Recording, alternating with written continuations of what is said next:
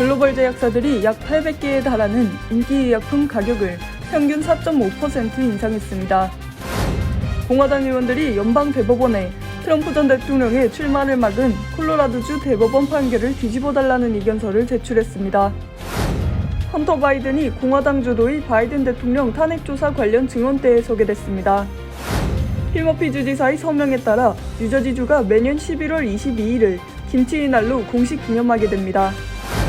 퀸즈 연쇄칼부림 용의자가 검거된 가운데 한 피해자를 한인 세탁소 업소가 구한 것으로 알려졌습니다. 뉴욕시 행정부가 뉴욕시 교육국과 협력해 뉴욕시 스쿨버스 앱을 출시했습니다.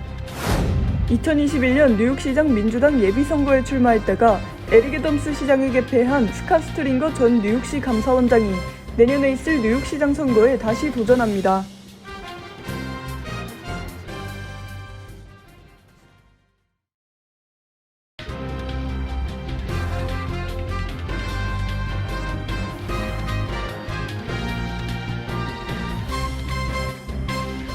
여러분 안녕하십니까?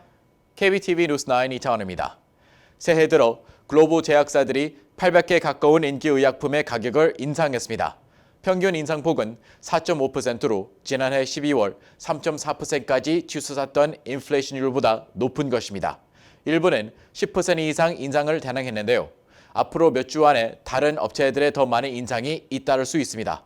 김은지 기자의 보도입니다. 비영리 의약품 가격 분석단체 46 브루클린 리서치의 분석 자료에 따르면 올해 들어 지난 15일까지 보름 동안 유명 비만 치료제들을 비롯해 널리 사용되는 775개 브랜드 약품의 가격이 올랐다고 월스트리트 저널이 보도했습니다. 제약회사들은 중간값으로 4.5%를 인상했는데 이는 지난해 12월 3.4%까지 치솟았던 인플레이션율보다 높은 것이며 일부는 10% 이상 인상을 단행했습니다. 이런 인상이 미 연방정부가 의약품 지출을 억제하기 위해 조처를 마련하는 가운데 이루어져 업계에 대한 정밀 조사를 부를 가능성이 있다고 월스트리트 저널은 진단했습니다. 이번 인상에서 눈에 띄는 것으로는 비만 치료제들로 쓰이는 덴마크 노보 노디스크의 오젬픽, 미국 일라이 릴리의 마운자로가 꼽혔습니다. 체중 감량을 위해 복용하는 당뇨병 치료제 오젬픽의 가격은 한 달 분량을 기준으로 거의 $970에 달해 3.5%가 올랐습니다. 역시 체중 감량에 널리 사용되는 당뇨병 약물 마운자로는 한 달치가 약 $1,070로 4.5%가 뛰었습니다. 이 밖에 중간값 이상으로 오른 것은 미국 버텍스의 낭포성 섬유증 치료제 트라이카프타가 28일치를 기준으로 5.9% 오른 26,546달러였습니다. 또 프랑스 사노피와 미국 리제네론의 항염증제 듀픽센트는 6%, 미국 길리어드 사이언스의 HIV 치료제 빅타비는 4.9%, 미국 에브비의 건선 치료제 스카이리지는 5.8%가 각각 올랐습니다. 높은 의약품 비용 부담은 의회를 비롯해 미국 사회 주요 관심사로 연방정부는 지난해 물가 상승률 이상으로 의약품 정가를 인상한 기업에 벌금을 부과하기 시작했습니다. 정부는 또 올해는 경구용 혈전증 치료제 엘리퀴스를 포함한 10개 약품의 가격을 놓고 업체들과 협상을 시작할 예정입니다. 글로벌 제약사들인 브리스톨 마이어스 스퀵과 화이자는 이달 엘리퀴스 가격을 6% 인상해 현재 한 달치 가격은 $594입니다. 한편 이번 조사에서는 올해 들어 24개 이상의 의약품 정가가 10% 이상 하락한 것으로 나타났습니다. 글락소스 미스클라인은 올해 천식 및 폐기종 치료제인 에드베어 디스쿠스를 포함한 여러 제품의 가격을 낮췄으며 사노피의 란투스, 노보 노디스크사의 노보루그 등 인슐린 제품은 70% 이상 하락했습니다. KBTV 뉴스 김은지입니다. 공화당 의원들이 도널드 트럼프 전 대통령의 대선 출마 자격을 심리할 예정인 연방 대법원에 그의 출마를 허용해달라는 의견서를 제출했습니다. 한편 워싱턴주에서는 트럼프 전 대통령의 대선 경선 출마 자격을 인정했습니다. 전장희자 전해드립니다. 워싱턴 포스트 보도에 따르면 미치 매코넬 상원 원내대표, 스티브 스컬리스 하원 원내대표 등 상하원의 공화당 의원 179명이 연방 대법원에 낸 의견서에서 트럼프 전 대통령의 출마를 막은 콜로리다주 대법원 판결을 뒤집어달라고 요청했습니다. 의원들은 의견서에서 콜로라도 대법원이 의회의 고유 권한을 침해했으니 판결을 무효화해야 한다고 주장했습니다. 헌법 14조 3항은 헌법을 지지하기로 맹세했던 공직자가 모반이나 반란에 가담할 경우 다시 공직을 맡지 못한다고 규정하고 있습니다. 의원들은 콜로라도 대법원이 반란 관여를 너무 유연하게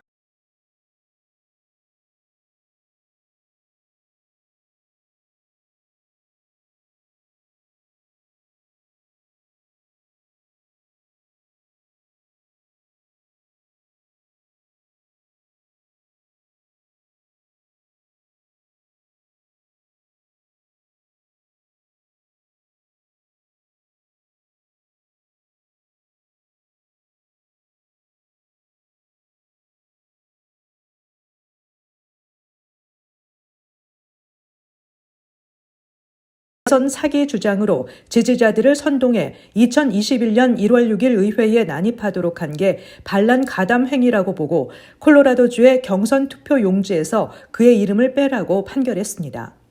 그러자 트럼프 전 대통령은 판결에 불복해 지난 3일 연방 대법원에 상소를 제기하고 심리를 요청했습니다. 연방 대법원은 2월 8일 구두 변론을 진행합니다. 한편 CNN에 따르면 워싱턴주 서스턴 카운티 법원은 트럼프 전 대통령의 대통령 출마 자격 박탈 청구 소송을 기각했습니다. 법원은 2021년 1월 6일 의회의사당 난입 사건 당시 트럼프 전 대통령이 반란에 가담했는지 여부와 수정헌법 제14조를 어떻게 적용해야 하는지 결정하는 데 필요한 절차가 워싱턴주 법에 규정돼 있지 않다고 설명했습니다. 워싱턴주 선거관리위원회는 법원 판결에 따라 공화당 경선 투표 용지에 트럼프 전 대통령의 이름이 예정대로 기재될 것이라고 밝혔습니다. 트럼프 전 대통령의 대선 출마 자격을 박탈하라는 소송은 미 전역에서 제기됐지만 현재까지 자격 제한 판단이 나온 곳은 콜로라도주와 메인주뿐입니다. KBTV 뉴스 전상입니다. 조 바이든 대통령의 차남 헌터 바이든이 결국 야당이 주도하는 바이든 대통령 탄핵 조사 관련 증언대에 서게 됐습니다. 공화당은 헌터가 우크라이나와 중국 등 해외에서 부당 소득을 올리는데 바이든 대통령이 개입한 것으로 의심된다며 지난해 헌터에게 소환장을 발부한 바 있습니다. 계속해서 전장 기자입니다. 바이든 탄핵 조사를 주도하고 있는 하원 감독위원회 제임스 코모 위원장과 법사위 짐 조던 위원장은 성명에서 헌터 바이든은 2월 28일 증언을 위해 우리 위원회 앞에 설 것이라며 그 증언을 고대한다고 밝혔습니다. 하원 감독위와 법사위는 헌터 바이든에 앞서 바이든 일가의 다른 인물들에 대해 조사도 진행할 것이라고 전했습니다. AP통신은 헌터 바이든의 증언이 공개리에 진행되는지의 여부는 명시되지 않았지만 비공개 증언이 될 것이라고 보도했습니다. 앞서 야당인 공화당은 헌터가 우크라이나와 중국 등 해외에서 부당소득을 올리는데 바이든 대통령이 개입한 것으로 의심된다며 구체적 증거 제시 없이 바이든 대통령에 대한 탄핵 조사에 나섰습니다. 그에 따라 지난해 헌터에게 소환장이 발부돼 하원 감독위 등이 진행하는 지난해 12월 13일 비공개 증언에 출석하라는 요구였습니다. 그러나 헌터 바이든은 당일 비공개 증언에 출석하지 않았고 대신 의사당 밖에서 공개 청문회를 요구하는 기자회견을 가졌습니다. 그때 헌터는 부친이 자신의 사업과 무관하며 아버지에 대한 공화당의 탄핵 조사는 근거가 없다고 주장했습니다. 그러자 공화당은 헌터 바이든이 합법적 소환 요구를 거부했다며 의회 모독 혐의에 대한 형사적 책임을 묻는 결의안 채택 절차에 착수했으며 헌터는 지난 10일 의회 청문회장에 예고 없이 모습을 드러냈습니다. 헌터 바이든이 정치색이 농후한 탄핵 조사장에 출석기로 한 것은 오는 11월 미국 대선을 앞두고 야당의 공세를 마냥 피하는 듯한 모습을 보이는 것이 부친의 재선 선거 캠페인에 부정적인 영향을 줄 수 있다는 판단을 내린 데 따른 것으로 분석됩니다. 헌터는 앞서 연방 검찰로부터 탈세, 불법 총기 소지 혐의 등으로 기소됐습니다. KBTV 뉴스 전상입니다. 뉴저지주가 매년 11월 22일 김치의 날로 공식 기념합니다. 뉴저지 의회는 지난 2021년 미국 50개 주 중에서 최초로 한복의 날 기념 결의문을 통과시키는 등 한인 사회에 대해 우호적입니다. 정지원 기자의 보도입니다. 필머피 뉴저지주 지사가 주의회를 통과한 김치의 날 결의문에 서명했습니다. 이에 따라 뉴저지주는 매년 11월 22일을 김치의 날로 공식 기념하게 됩니다. 현재 뉴저지 외에도 캘리포니아와 버지니아, 뉴욕 등이 주 차원에서 김치의 날을 기념일로 제정했습니다. 엘렌 박 의원이 주도한 김치의 날 결의문에는 한국 이민사회를 통해 미국에 소개된 이후 다른 민족들에게까지 널리 사랑받게 된 건강식품 김치의 역사를 기념하자는 내용이 담겨 있습니다. 특히 김치는 2000년 전부터 한국 역사에 등장한 전통 음식이고 한국인의 지혜가 담긴 김장 문화는 유네스코의 인류무형 문화유산이라는 내용도 포함했습니다. 이 결의문은 한국계인 박 의원의 주도로 뉴저지주 하원과 상원의 표결을 거쳤습니다. 박 의원은 오랜 기간 노력해온 한인 관련 법안들이 결실을 봤다며 앞으로 한인들의 실질적인 위상 제고와 이익을 위해 최선을 다할 것이라고 밝혔습니다. 박 의원은 지난해 머피 주지사와 함께 한국을 방문하기도 했습니다. 미국 내 주의회 차원에서 김치의 날을 제정한 것은 지난 2021년 캘리포니아주가 처음이었습니다. 당시 결의안은 한인 최석호 주 하원의원이 대표 발의하고 대표적인 친한파 정치인 셰런 쿠크 실바 주 하원의원 등이 동참해 주의회를 통과시켰습니다. 캘리포니아의 김치의 날 결의안은 한국이 김치 종주국이라는 문구와 함께 김치의 역사 및 건강식품인 김치의 우수성을 알리는 내용을 담았습니다. KBTV 뉴스 정지원입니다.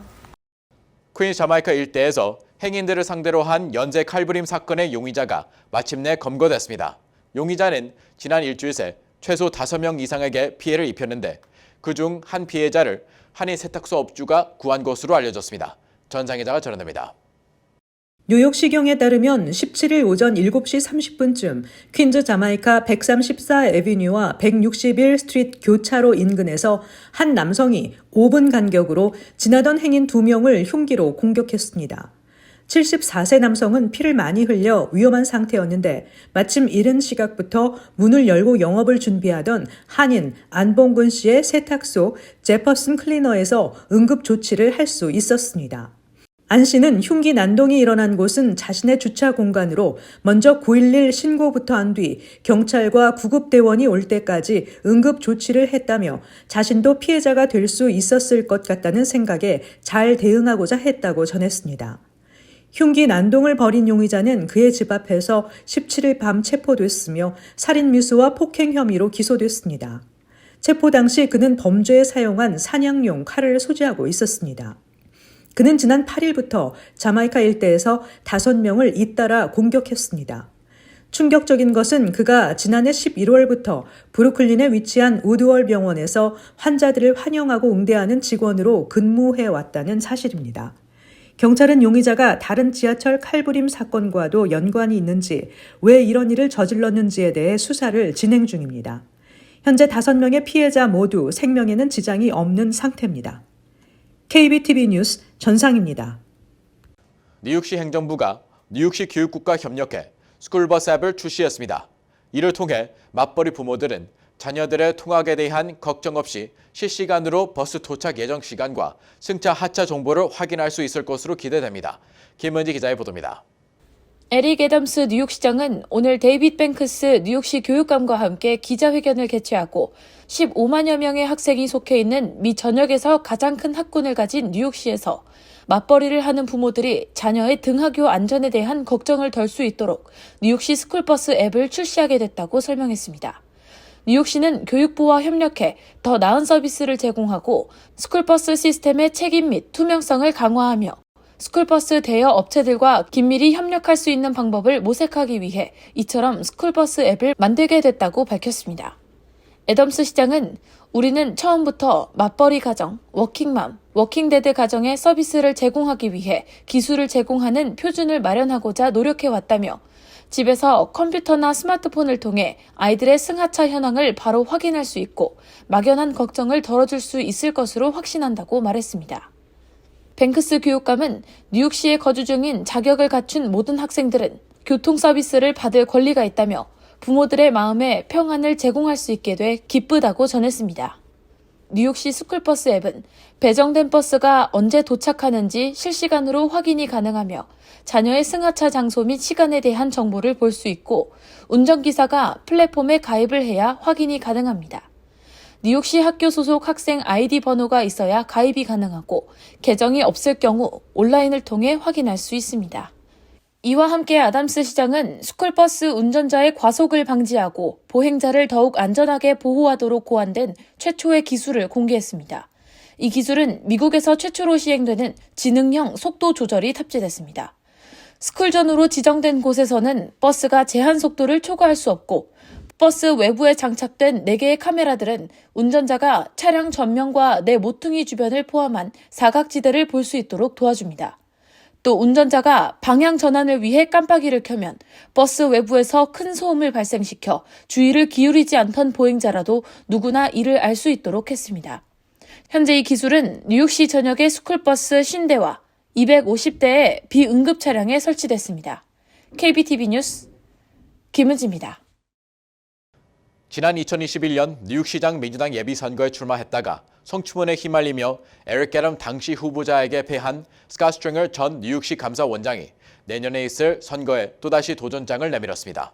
애덤 시장 역시 재선 도전 의사를 밝힌 가운데 또 한 번 시장 자리를 두고 맞붙을 것으로 예상됩니다. 정지원 기자의 보도입니다.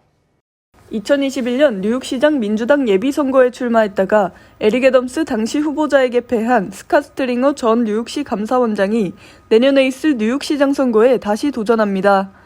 스트링거 전 감사원장은 내년 6월에 열리는 뉴욕시장 민주당 예비선거에 출마하기 위한 예비조사위원회를 구성하고 캠페인을 준비하고 있는 것으로 확인됐습니다.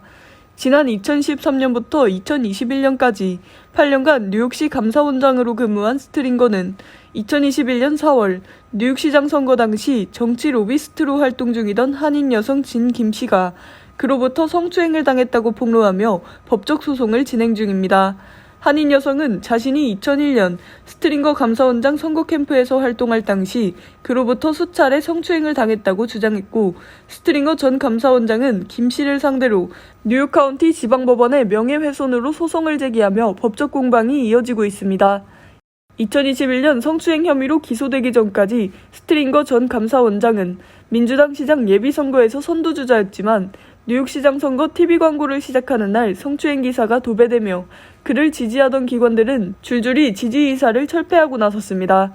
스트링거 후보는 뉴욕시 범죄율 급증과 주택가격 급등, 공교육이 무너진 현실을 지적하며 새로운 시장이 필요하다며 자신이 다시 시장 선거에 출마하게 된 배경을 설명했습니다.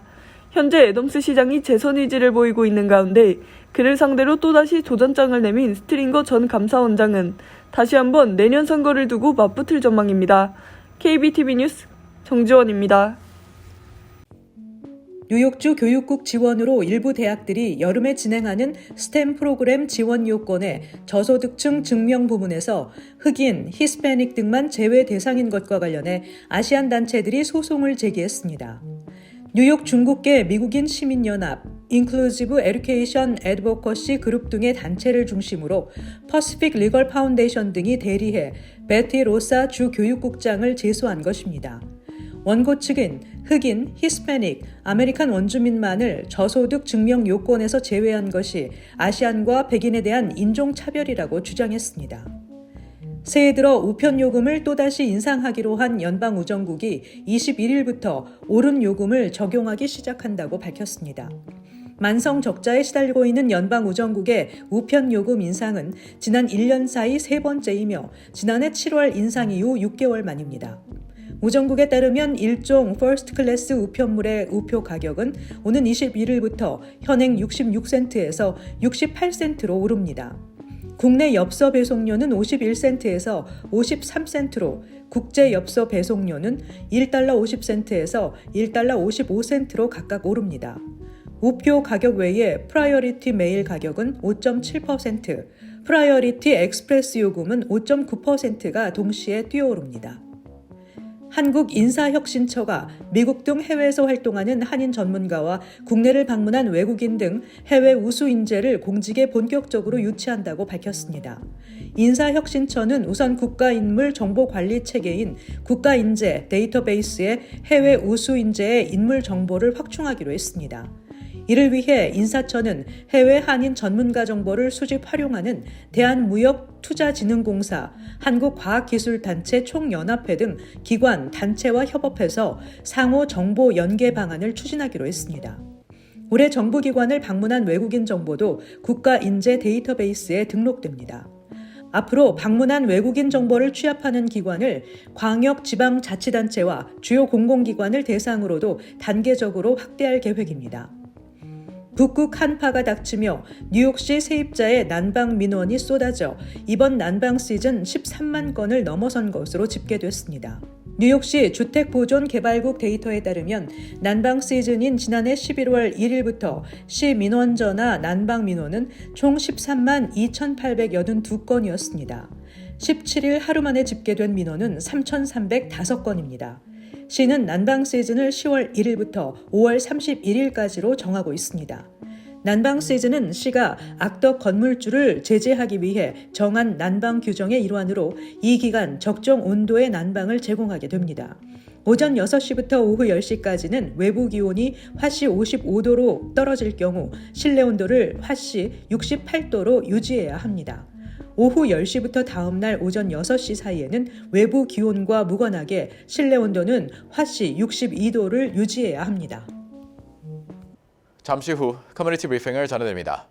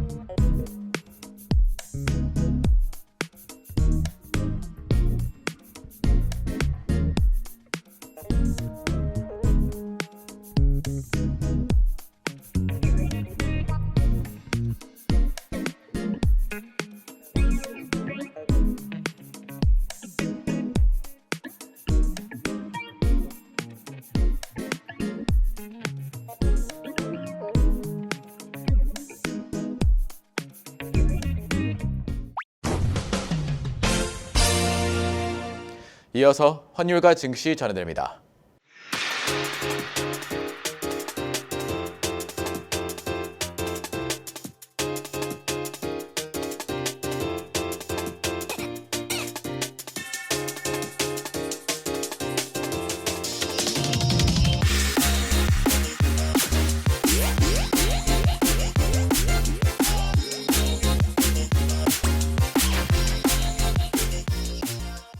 잠시 후 뉴욕과 뉴저지 날씨 전해드립니다.